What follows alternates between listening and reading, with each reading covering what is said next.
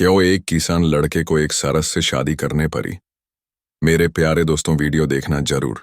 ये सैकड़ों साल पहले की बात है। एक गांव में एक जवान आदमी रहता था जिसकी शादी नहीं हुई थी। उसके माता पिता और भाई बहन भी नहीं थे, इसलिए वह इस दुनिया में बिल्कुल अकेला था और अपने घर में अकेला रहता था। हालांकि वह गरीब था, लेकिन बहुत ही नेक दिल और ईमानदार था। उसके पास थोड़ी जमीन थी जिसमें खेती करके वह अपना गुजारा करता था। एक दिन वह नौजवान अपने धान के खेत में काम कर रहा था कि अचानक उसे हवा में किसी पक्षी के पंख फड़फड़ाने की आवाज सुनाई दी।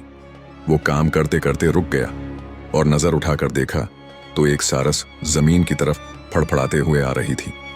सारस एक जलीय पक्षी होता है जो ज्यादातर पानी के तालाबों के पास पाया जाता है। सर्दी के मौसम में यह पाकिस्तान और हिंदुस्तान के इलाकों में आता है। जब नौजवान ने देखा कि वह सारस थी तो वह देखते ही देखते फड़फड़ाते हुए जमीन पर आ गिरी और बुरी तरह तड़पने लगी।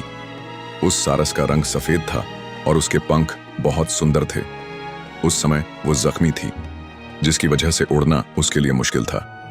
यही वजह थी कि वह जमीन पर आ गिरी और अब तड़प रही थी। नौजवान उसे देखकर कुछ देर के लिए सोच में पड़ गया। उसे समझ नहीं आ रहा था कि सारस इस तरह अचानक जमीन पर क्यों आ गिरी है। उसने इधर उधर देखा, लेकिन उसे कोई आदमी दिखाई नहीं दिया।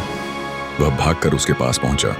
उसे इस तरह जख्मी देखा तो उसकी हालत पर दया आ गई। उसने सारस को दोनों हाथों में उठाकर देखा तो उसके पंख की जड़ में एक छोटा सा तीर धंसा हुआ था।